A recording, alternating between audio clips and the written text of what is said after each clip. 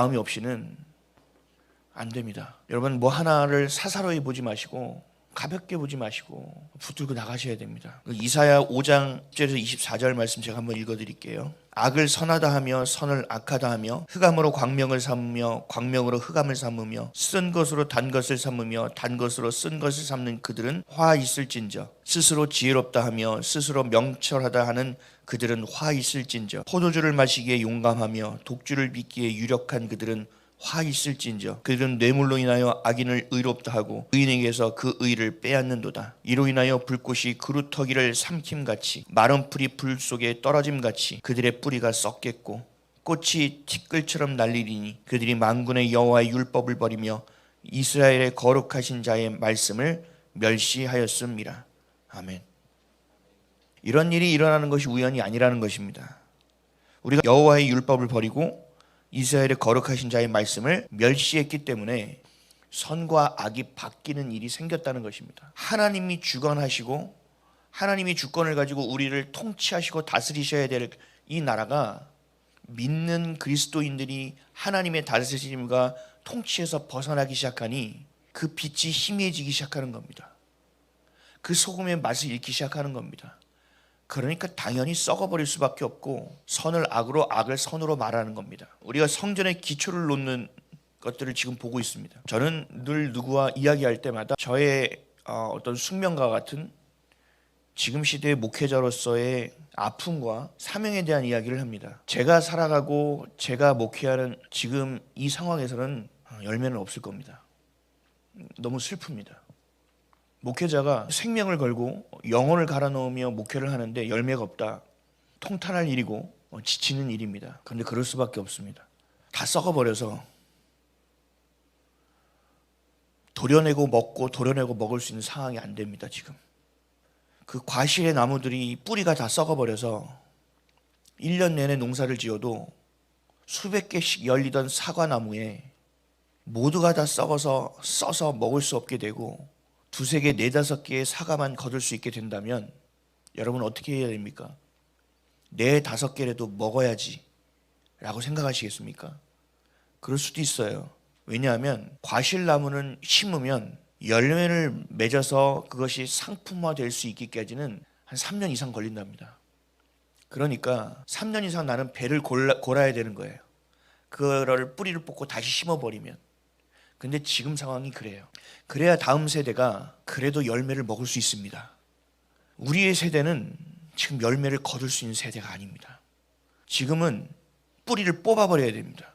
썩어 있고 상해 있는 것을 너무 아프고 힘들지만 도려내야 됩니다. 그리고 그 땅을 다시 기경해야 됩니다.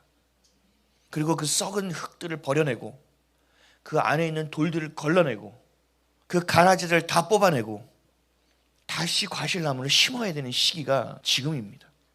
성전의 기초를 놓는다는 것은 마치 이와 같습니다. 하나님께서는 너무 썩어버린 이스라엘의 성전을 하나님의 나라를 그냥 두지 못하셨습니다. 그래서 이방 민족을 붙이셔서 그 거룩하다 여기는 성전을 하나님께서 더 더럽혀 버리셨습니다. 그리고 끝내는 뒤집어 엎어버리셨습니다. 남지 않게 하셨습니다. 그리고 그것을 다시 건축할 수도 없게 그것을 아는 자들을 바벨론의 포로로 다 잡혀가게 만드셨습니다. 그리고 주님은 기한을 정하셨습니다. 70년이라는 시간을.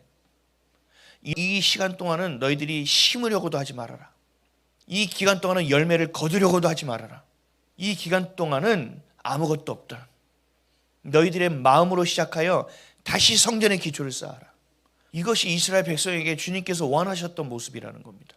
지금의 대한민국도 마찬가지입니다. 선교를 하는 제2의 선교 대국, 수많은 선교사를 파송하여 많은 이들에게 복음을 전하는 이 대한민국. 근데 이 대한민국이 경제가 어려워질 때 교회에서 가장 먼저 예산을 끊는 곳이 선교지입니다. 교회가 어려워지고 예산이 어려웠을 때 제일 먼저 했던 일이 뭔지 아십니까? 구조조정입니다. 목사 전도사를 잘랐습니다. 자르고 돈이 없으니 교구에 목사 한 명이었는데 목사 한 명이 세 교구를 맡아라. 교구만 맡는 것이 아니라 교육기관도 네가 맡아라. 교회가 이렇게 세속화되었습니다. 이렇게 생각해야 되죠. 만약에 우리 교회에서 중고등부가 사람들이 없어, 아무리 기도해도 아이들이 오지 않아. 그러면 어떻게 해야 돼요? 전도사를 잘라서 중고등부를 통폐합하고 청년부를 통폐합해서 너희들 전도사 한 명으로 가. 우리 교회는 지금 이루고 있어요. 근데 성경적으로 말하면 어떻게 해야 됩니까? 목사가 더 붙어야죠. 안 그렇습니까? 더 같이 기도해야죠. 권사이든 장로이든 어디든 정신 똑바로 차려서 우리가 너희들을 위하여 기도하겠다. 중고등부를 위하여 우리가 기도하겠다. 교회는 너희들을 위한 예산을 더 책정할 테니 더 힘을 내봐라. 너희들의 티오를 더 늘려줄 테니 마음껏 목회를 더 해봐라. 뚫어라. 이런 얘기를 해야 되는 것이 교회의 역할이라는 거죠. 근데 교회는 거꾸로 했다는 거예요. 선교비를 줄인다. 중고등부를 통폐합하고 전도사 한 명을 줄인다.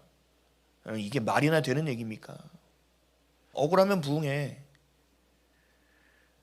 하나님이 오죽했으면 자신의 성전을 헐겠습니까? 하나님이 오죽했으면 자신의 민족과 선택한 나라를 이방 민족을 붙여서 유린하고 도륙시키겠습니까? 대한민국, 하나님께서 복음으로 세우셨던 이 대한민국의 땅이고, 하나님께서 국회에서 기도를 시작하셨고, 예수를 믿는 그 예수님을 함께 꿈꾸는 이승만이라는 국부를 세워서 그 20세기의 냉전 시대에 들어가는 그 땅이 다 적화되는 것 가운데 이 대한민국 땅을 이렇게 하나님께서 붙드셔서 보호하셨겠습니까? 그럼에도 불구하고 이 땅이 하나님의 은혜에 배은망덕하여 말씀이 말씀인지 알지 못하고 하나님이 누구인지를 다 까먹어 버렸습니다. 내가 먹고 사는 것이 하나님을 경외하는 것보다 더 커져 버렸고, 교회에 건물을 올리고 사람들을 많이 끌어들이는 것이 하나님의 말씀을 지키는 것보다 더 중요해버린 이 대한민국 땅이 되어버린 것입니다. 하나님은 할 수밖에 없습니다. 하나님은 지금 무너뜨리고 계시는 겁니다. 무너뜨리고 있는 가운데 그럼 우리는 어떤 기도를 해야 됩니까? 우리 교회를 살려주세요. 우리 교회를 살려주세요. 여러분 기도 잘못하고 있는 겁니다. 회개해야 된다고요. 죄송하지만요, 무너져야 돼요. 지금 저를 이상하게 볼 수도 있어요. 근데 여러분 죄송하지만 대형교회는 무너져야 돼요. 제가 대형교회 커서 무너지라고 얘기하는 게 아니에요. 지금 이 시국에 한마디도 안 한다? 이건 미친 겁니다. 지금 대형교회 하나님께서 교회를 왜 키워놓으셨습니까? 그 성도들의 목소리를 붙들고 하나님의 목소리를 내야 될 교회가, 특히 대형교회들이 한마디를 안 한다고요? 부끄럽습니다. 문재인 정권 때 그렇게 교회를 핍박하니 교회들이 아무 얘기를 안 하는 겁니다. 그러다가 윤석열 대통령이 정권을 딱 잡기 시작한 날부터 대형교회 뭐 했는지 아세요? 대형교회 목사님들이 국회 앞에 나와서 1인 시위를 시작하더라고요. 제가 그거 보고 어이가 없어가지고 너무 화가 나는 거예요. 이게 속이 너무 보이는 거 아닙니까? 차라리 나오지 않으면 끝까지 나오지 말든가. 도대체 당신이 하나님의 말씀을 어떻게 지키고 있고, 어떻게 강단을 지키고 있고, 강단은 성도들이 먹는 생수를 흘려버리는 자리입니다. 여기서 썩은 물을 흘려버리면 다 죽습니다. 여기가 부패되고 오염되는 순간부터 성전의 기초는커녕 그 기초를 놓을 수 있는 갈대아 땅의 그 발강가에서 예배드리는 자들까지도 죽여버리는 일입니다. 그런데 그런 짓을 하고 있다고요? 너무 화가 납니다. 그리고 지금 우파교회라고 명단들 리스트 제가 보면서 더 열받습니다. 무슨 다 우파교회는 무슨 우파교회입니까? 나라를 위하면 다 우파교회입니까? 지금의 우파는 하나님의 말씀을 더욱더 정결하게 붙드는 것이 우파가 되어야 되고, 하나님의 말씀에 더 이상 어떤 것도 섞이지 않아야 된다고 이야기하는 것이 우파가 되어야 돼요. 근데 WCC나 WEA 다 섞여 있는데 뭐 거기 우파라고 갖다 올려놔가지고, 지금 우리나라가 이진영이 된 건 WCC나 WEA, NCK, 로잔대회와 같이 하나님의 말씀을 혼합시키고 하나님의 교회를 유리라는 자들이 이 대한민국의 축복을 헛것으로 사용하기 있기 때문에 이 대한민국에 이런 징계가 왔다는 사실을 아직도 모르는 사람이 있는 것 같습니다. 너희들 때문에 대한민국의 위기가 왔다. 너희들 때문에 하나님의 징계가 임한 것이다. 너희들 때문에 하나님께서 성전을 무너뜨리신 것이다. 왜 아직도 이것을 알지 못하느냐. 비통합니다. 참담합니다. 성전의 기초를 놓고 있는 모습을 보면 부럽습니다. 언제 우리는 성전의 기초를 놓을 수 있는가? 언제 모든 것을 무너뜨리고 그 위에 하나님의 온전한 말씀을 세울 수 있는 기회가 우리에게 주어질 수 있는가? 너무 슬프고 너무 애통합니다. 우리는 다시 돌아가야 됩니다. 하나님을 아는 것으로 다시 돌아가야 됩니다. 하나님을 두려워할 수 있어야 됩니다. 하나님이 사랑이라 사랑이라 하니까 하나님을 아주 우습게 여깁니다. 집에서 바퀴벌레나 뭐 이런 거 하나 이만한 거 나오면 여러분 어떻게 해요? 기겁을 하지 않습니까? 근데 만왕의 왕이신 하나님이, 우리의 하나님이 슬퍼하시고 애통해 하시며 본인의 손으로 본인의 교회를 헐고 계신데 어떻게 우리는 눈물이 없이, 우리는 어떻게 주님 안에 애통함이 없이 비통함이 없이 하나님의 말씀을 보고 여전히 무엇이 옳고 그른지를 알지 못하고 헷갈리며 그 교회의 강단 위에 서고 교회 예배를 드리러 가고 있는가? 11절 말씀 한번 읽어볼까요? 본문 11절 말씀 우리 함께 읽겠습니다. 시작.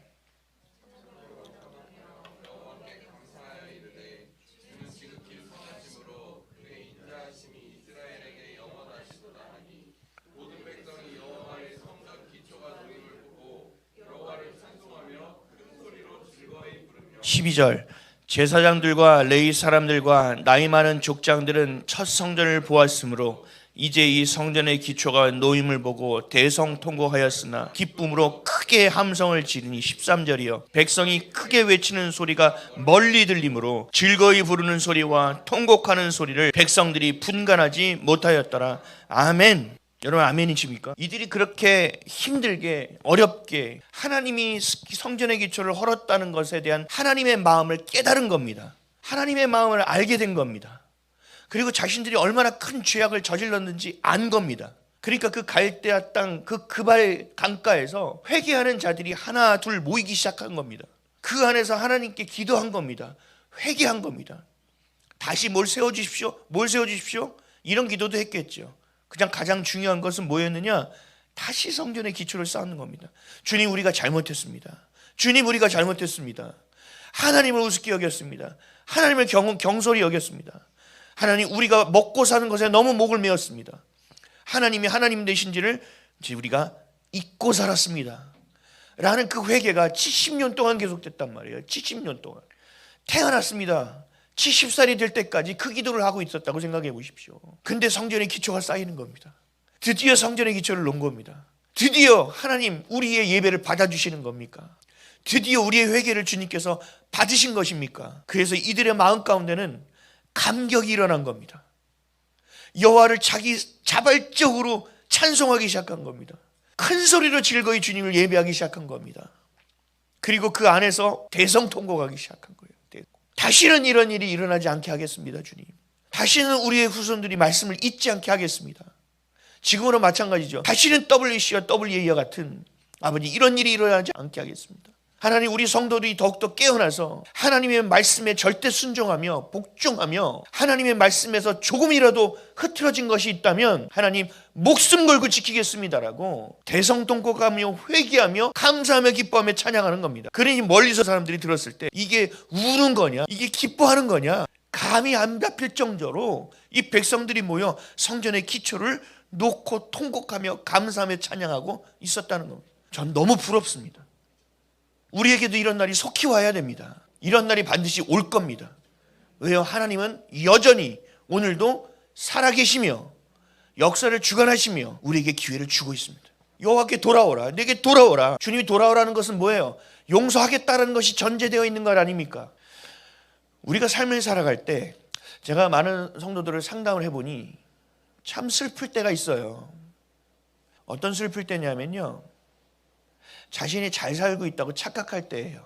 우선님 제가요 부자 청년처럼 이렇게 해서요 제가 나름대로 좀 사업을 좀 했습니다. 그래서 요 정도는 이뤘어요. 여러분 이런 자랑들을 많이 해요. 저 앞에 와서 엄청나게 자랑해요. 제 안에 죄성이 막 올라오는 게 느껴져요. 여러분 그 죄에 대해서 앉아서 한 3시간 4시간씩 앉아서 계속 들어보세요. 막 정말 돌아버린다니까요. 근데 그렇게 들어두지 않으면 제 얘기를 듣지 않아요. 3시간씩 4시간씩 기다려 듣고 있는 거예요. 그냥 계속 화장실도 못 가요. 중간에 끊으면 자기를 무시한다고 생각하는 사람들이 많기 때문에 그냥 버티고 기다려주는 거예요. 근데 중요한 건 뭐냐, 이들이 성공을 해서 세상 가운데 오케이 그래 잘했다 성실하게. 근데 그 성공하는 동인, 내가 아침에 일찍 일어나고 누구보다 자신을 채찍질하고 그 무시당하는 상황 가운데서 내가 뭔가 더 이루려고 하는 그 이유가 뭐냐, 대부분의 사람이 분노입니다. 내가 너무 없어서 무시당하고 살았어. 내가 인정받지 못하고 살았어. 우리 아버지가 뭐 보증서고 이래서 내가 너무 가난하게 살았어. 이 안에 분노가, 상상할 수 없는 분노가 있어요. 이 울분이 있어요. 그 울분이 이 사람이 살아가게 하는 힘이에요. 여러분, 이거는요, 아무리 잘 돼도, 아무리 이 사람이 잘 돼서 교회에 많은 봉사를 하고 교회를 몇 개를 건축한다고 하더라도 이 사람의 성전의 기초는 분노에 있는 겁니다. 이건 옳은 건가요? 아니에요. 이건 망하는 길입니다. 잘 되면 잘 될수록 주님과 멀어질 수밖에 없습니다. 마귀는 결정적인 순간에 그 분노를 사용할 겁니다. 마귀는 그 결정적인 순간에 그 분노를 꺼낼 겁니다. 그래서 완전히 뒤집어져서 한 방에 무너지게 만들 겁니다. 세상 가운데서도 망하게 만들고 하나님을 찾지도 못하게 만들어서 고립시켜 버릴 겁니다. 이게 마귀의 전략 중에 하나입니다. 사람을 고립시킵니다. 교회에서 상처받아서 나갔어. 저 교회에서 상처받아서 나갔어. 난 더 이상 교회 다니지 않을 거야. 자기 집에서 예배하죠. 여러분, 이게 마귀 전략 중에 하나예요. 고립시켜 버리는 거예요. 더 이상 연합하지 못하게 만드는 거예요. 함께 기도할 수 있는 아군과 지원군과 보급하는 것을 다 끊어버리는 거예요. 쉽게 죽입니다. 그냥 말려 죽입니다. 이게 마귀의 전략 중에 하나예요. 여러분, 우리가 살아가는 동인, 움직이는 힘은 어디에 있어야 되느냐? 말씀에 있어야 돼요. 여러분의 뿌리는 말씀에 내려야 돼요. 내가 잘 돼야 돼. 왜? 하나님을 영원롭게 하기 위해서 나는 거기에 타협하지 않을 거야. 내가 세상에서 잘 돼? 이거 내가 타협하면 완전 승승장구할 수 있어. 근데 이거 타협하지 못하면 기회가 언제 올지 몰라. 또 그저 그런 삶을 또 10년 이상 살 수도 있어. 평생 다시 기회를 잡지 못할 수도 있어. 그런 상황 가운데 여러분의 동인, 그 뿌리가 분노와 무신담 아니면 인정받음, 세상의 것이 되었다면 여러분들은 반드시 그 기회를 잡게 될 겁니다. 그러나 여러분들이 살아가는 뿌리, 동인, 이것이 말씀에 있다면, 예수 그리스도에게 있다면, 주님이 나를 구원하신 그 사랑에 있다면 여러분들은 그 기회를 기회로 여기지 않고 위기로 여길 겁니다. 그 기회를 절대 잡지 않습니다. 세상 가운데 내가 사람들에게 어떻게 보여지고 세상 가운데 내가 어떻게 잘 살고 그런 거 신경 쓰지 않습니다. 사람들의 눈을 의식하지 않습니다. 하나님의 시선을 의식하기 시작합니다. 사도 바울도 마찬가지죠. 내가 사람을 좋게 하랴, 하나님을 좋게 하랴, 사람을 기쁘게 하랴, 하나님을 기쁘게 하랴. 내가 사람을 두려워하랴, 하나님을 두려워하랴. 하나님을 두려워하기 시작하면 세상 것은 두려워할 게 없습니다. 떨리긴 하겠죠. 두렵지 않습니다. 우리 안에 구원의 기쁨이 있어야 돼요. 구원의 기쁨. 그리고 감사의 기쁨이 있어야 돼요. 주님이 오늘도 나와 함께 하신다는 동행의 기쁨이 있어야 돼요.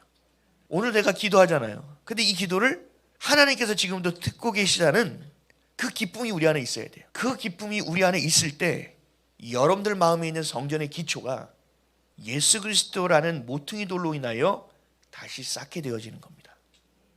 여러분들의 삶의 이유를 체크하십시오. 여러분들의 마음의 성전의 기초가 먼저 시작되어야 된다고 말씀드렸잖아요. 그 먼저 시작되는 것의 시작점이 내가 잘 되기 위함이야? 내가 뭐 하기 위함이야? 보여지기 위함이야? 다시 무너뜨리십시오. 성경에서는요, 잘 되라는 얘기 없어요. 죄송하지만 여러분, 예수를 그리스도로 믿는다는 거는요, 세상에서 잘 된다는 건 그냥 내려놓으셔야 돼요. 하나님이요, 여러분들이 잘 되게 할 수도 있어요. 근데 그 잘 되게 하는 것은요, 하나님의 원하시는 역할이 있는 것이지 내가 그것을 누리고 살라는 얘기가 아니에요. 여러분들이 돈을 많이 벌든 연봉을 많이 벌든 높이 올라가든 여러분들 자족하는 인생을 살아야 돼요. 하나님 어디로 흘려보냅니까? 누구를 줘야 됩니까? 라고 기도하게 되지 내가 못 누려요. 어느 정도 가장 기본적인 선 안에 있지 못 누린다니까요. 여러분들의 삶의 뿌리가 어디 있느냐? 요한일서 5장 1절에서 3절 보면 우리의 삶의 동인, 삶의 이유가 어디에 있어야 되느냐? 사랑에 있어야 된다고 말씀하십니다. 그리고 잠언 9장 10절에 뭐라고 하느냐? 성전의 기초는 하나님을 아는 것부터 시작한다. 이게 우리의 시작점이 되어야 됩니다. 열매를 맺을 수 없다라는 비통한 심정과 슬픈 마음이 있어요. 그러나 하나님이 그것을 원하신다면 하겠다는 겁니다. 주님이 그렇게 하라면 그렇게 하겠다는 겁니다. 내 시대에 성전이 다 헐어져서 나는 그 벽돌 하나만 세우는 것이 내가 이 땅을 살고 목회를 하고 사역하는 것에 중요한 유일한 거라면 나 그것만 하겠다는 겁니다. 내 생전에 지어지는 것을 보지 못하더라도 상관없다는 겁니다. 하나님이 원하시는 것이 무엇인지를 봐야 되고 그 하나님이 나를 부르신 뜻이 무엇인지를 봐야 되는 것, 이것이 바로 여러분들의 마음에 성전의 기초를 놓는 일입니다. 그럴 때 힘들고 어렵습니다. 남몰래 많이 웁니다. 속상하고 비통한 마음을 견딜 수 없어서 옷을 찢는 게 뭔지를 압니다. 저는 진짜 찢게 돼요. 가슴을 치게 된다고요. 근데 그 안에서라도 하나님이 행하실 것, 그러니 무너뜨리라고 말씀하신 것, 그 예레미야 29장 11절 말씀처럼 내 생각은 내가 한다는 거예요. 너희들을 내가 죽이려고 하는 것이 아니라 미래와 소망을 주려고 하는 것이다 라는 그 하나님의 말씀이 저를 살게 하는 겁니다. 여러분들을 살게 해야 되는 것입니다. 하나님은 반드시 기초를 놓으실 것이고 성전을 다시 세울 겁니다. 그리고 이 악을 선으로 바꾸고 쓴 것을 단 것으로 바꾸고 흑암을 광명으로 바꾸는 이 대한민국 땅 가운데서도 하나님은 반드시 당신의 정의와 공의를 세워 나가실 겁니다. 그러니까 그 시작이 어디예요? 우리로부터의, 나로부터의 시작입니다. 놓치지 마십시오. 너무 큰 것만 보지 마세요. 나로부터 하나님은 하시는 거예요. 나로부터. 하나님은 많은 사람 필요 없어요. 하나님은 사실 지금도 당장 하실 수 있어요. 근데 하나님 뭐 하시는 거예요? 깨우시는 거 아닙니까? 알곡될 수 있는 기회와 계기를 우리에게 주고 계신다는 거예요. 그러면 이건 뭐예요? 우리에게 기쁨이 되어야 되는 것이죠. 고난이 너희에게 유익이라. 여러분, 성전의 기초를 쌓고 있는 이스라엘 백성들을 보시고 이들이 감격과 환희와 포효하는 걸 보십시오. 제가 야구를 엄청 좋아해요. 야구는 너무 성경적이거든요. 그리고 각본이 없어요. 이거 판사들처럼 짜고 치는 고수도 없어요. 야구는요, 진짜 그렇게 되면 야구판에서 아웃이에요, 그냥. 근데요, 그 큰 경기에서 마지막에 잡을 수 없는 볼을 30m를 전력으로 달려가서 슬라인에서 그 공을 딱 잡아내서 그 승리를 지켰을 때의 그 수비수의 그 포효, 잊을 수 없습니다. 저는 상대팀이 이래서 기분 나빴거든요. 근데 그 포효, 이러고 있는 포효가 제 머리에 아주 그냥 그대로 기록되어 있습니다. 그때 옆에 있는 같은 동료들 어떻게 하는지 아세요? 포효, 감격. 뒤에 있는 감독과 후보 선수들 우와 하고 일어나는 그 포효. 저는요, 늘 힘들고 어려울 때마다 이걸 기억합니다. 주님께서 그 때를 주실 겁니다. 대한독립 만세 하고 나갈 수 있는 그 때를 줄 겁니다. 저는 그때 나갈 거예요. 여러분, 오늘 기도할 때요, 이란을 위해서도 기도해 주세요. 지금 몇천 명이 죽었는지 몰라요. 자유가 선포돼야 돼요. 왜요? 그게 그냥 이루어지는 게 아니에요. 거기에 목숨 걸고 들어가 있는 선교사님들이 계시거든요. 여러분, 그 정권이 무너지면서 복음이 들어갈 겁니다. 하나님이 하시는 일은 그래요. 그 정권이 무너져요. 베네수엘라 무너졌죠. 이제 복음이 활발하게 전개될 겁니다. 쿠바, 거기도 복음이 들어갈 겁니다. 중국, 거기도 복음이 온전하게 들어가기 시작할 겁니다. 러시아도 마찬가지입니다. 그 러시아 정교회 다 무너져야 됩니다. 기독교 아닙니다. 그거. 북한 마찬가지입니다. 하나님께서 거대한 역사를 어떻게 이루어 가시는지를 여러분 보십시오. 그러면 힘들고 어려운 가운데서도 감격과 환희가 있습니다. 트럼프를 의지하지 않습니다. 하나님을 의지하지. 우리 사랑하는 성도 여러분, 오늘 말씀을 잘 기억하십시오. 여러분의 마음 가운데도 성전의 기초가 다시 놓여지는 그 순간 환희와 감격과 포효와 선포가 있기를 주님의 이름으로 축복합니다. 여러분의 삶의 모든 이유와 시작과 그 동의는 주님이 주시는 사랑이 되시기를, 하나님의 말씀이 되시기를 예수 그리스도의 이름으로 축복합니다.